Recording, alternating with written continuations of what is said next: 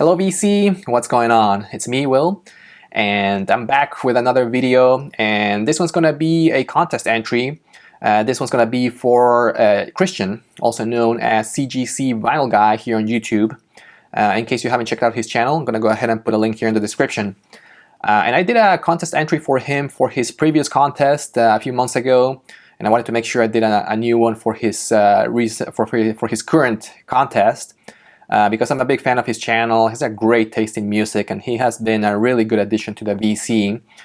And the title of his contest is Push to 500 Subscribers, which, by the way, I think he already met. Last time I checked, he was already at 530 subscribers.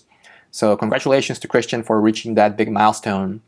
Anyways, for his contest, a really cool and interesting concept for the contest. It's all about the number 6.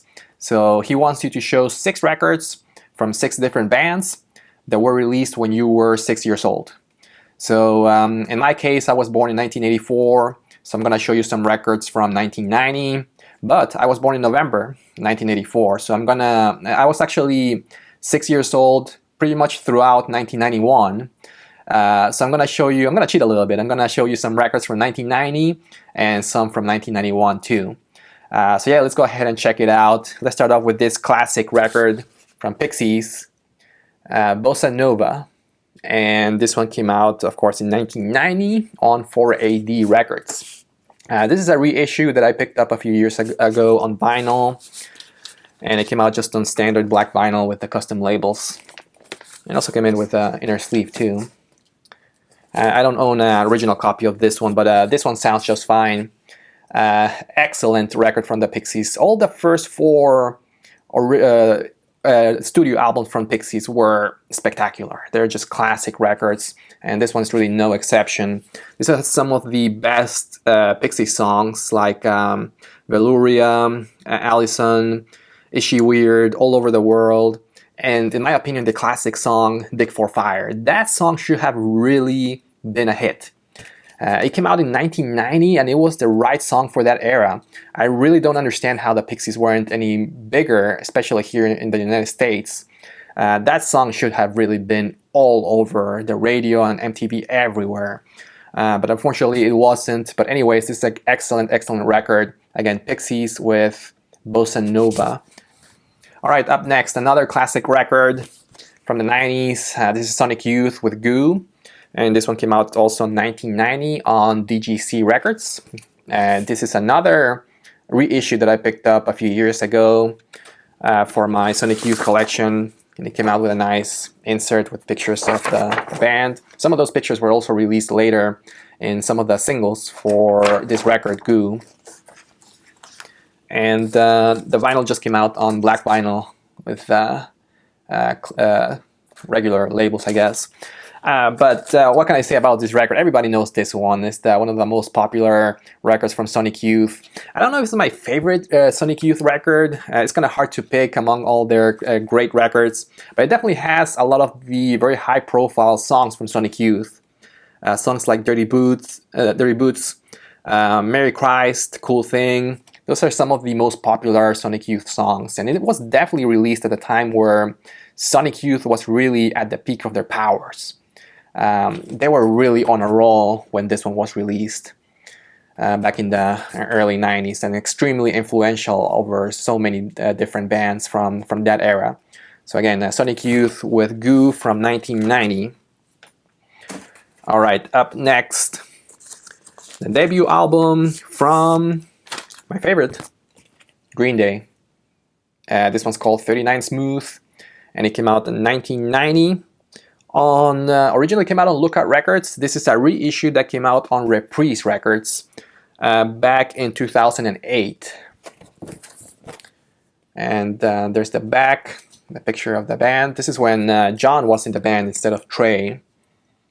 He was the one that played drums in the first record.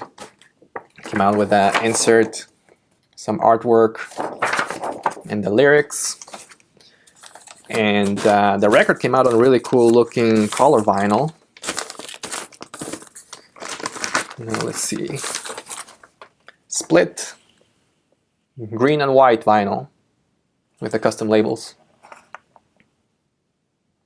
Really good looking record. Excellent debut album, of course, by Green Day.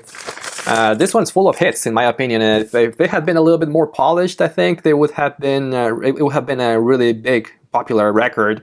Songs with "At the Library," "Don't Leave Me," "I Was There," "Disappearing Boy," which they still play live sometimes, and "Going to Pasalacqua." That was the big single from the record.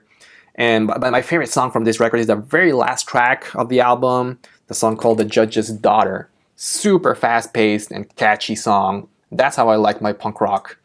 But this is the album that really put Green Day on the map, and they really were showing what they could do and what they would do in the next few years. So definitely a really good record.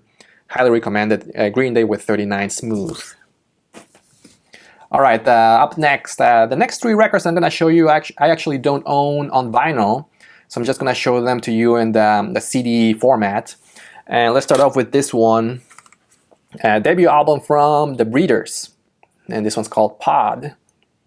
And this one came out back in 1990 on 4AD Records. And there's a CD with the creepy picture of the eel, which actually, the CD looks really cool when it's spinning, too. It has a really cool effect. What can I say about this record? The classic debut album, in my opinion, maybe one of the strongest debut albums of all time. Has some of the best songs from The Breeders, songs like Happiness is a Warm Gun, which is the cover from the Beatles, Hellbound, When I Was a Painter, and my favorite track of the album is the very last song called Metal Man. Love that track, love how it starts very quiet and kind of mellow, and then near the middle it just goes balls out, crazy guitars. Very reminiscent to the technique that the Pixies used to do with the loud, quiet, loud kind of thing. But they do their own version of that, especially also with Happiness is a Warm Gun from the Beatles. They definitely put their own style into that song, which was very influential in the music or in the bands that came out in the 90s. Definitely recommended, although I'm sure most people in the VC will be familiar with this one, The Breeders with Pod. Speaking of records that most people in the VC will be familiar with, Nirvana with Nevermind. And this one came out in 1991 on DGC Records. I only own it on CD, although I should find a vinyl copy someday. And I was just listening to a podcast not too long ago, and the hosts were talking about this record, and they were saying that it's just too overplayed. Everywhere that you go, it's on the radio or it's playing somewhere with the songs like Smells Like Teen Spirit, Come As You Are. They're just everywhere, and they're hard to avoid. So when they come back home, they never play this record, even though if they own it on CD or vinyl, because they're just tired of it, because they hear it everywhere. But in my opinion, there are a few songs that are overplayed, but there's some songs that I really like to listen to occasionally. So when I come home, if I feel like listening to Nirvana, I will play this record. It has has my favorite Nirvana song of all time, a song called Breed, track number 4 in this record. Absolutely a masterpiece of a song. I love that track. So I do listen to Nirvana's Nevermind occasionally. And if I feel like listening to Nirvana, I will also play their live records a lot. For some reason, I do like to listen to a lot of those live records because they're just so good. They put you really in the show, and it's really hard to beat Nirvana playing live. Again, my pick for the contest, also Nirvana with Nevermind from 1991. And last but not least, Smashing Pumpkins' debut album, GISH. And this one came out in 1991 on Caroline Records. Classic record from Smashing Pumpkins, really what puts them on the map as well. Very guitar-driven rock album.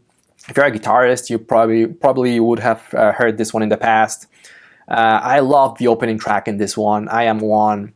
It's crazy to think that they wrote the song at the beginning of the Smashing Pumpkins, where James and Billy pretty much was one of the very first songs that they wrote, because it's just a masterpiece of a song. It has that very classic Smashing Pumpkins guitar technique, where they have guitar solos on both the guitars, which is quite unique. But the overall record is just amazing. one of the best Smashing Pumpkins albums in their catalog for sure. Definitely highly recommended as well. Smashing Pumpkins with Gish from 1991, also produced by Butch Vig, that also produced Nevermind too. Alright, so those are my 6 picks for my albums from 1990 and 1991. Would love to hear what are yours, in case you want to make a contest entry also for Christian, or if you want to put them here in the comments, let me know. Thank you for watching, and I'll see you next time. Bye bye.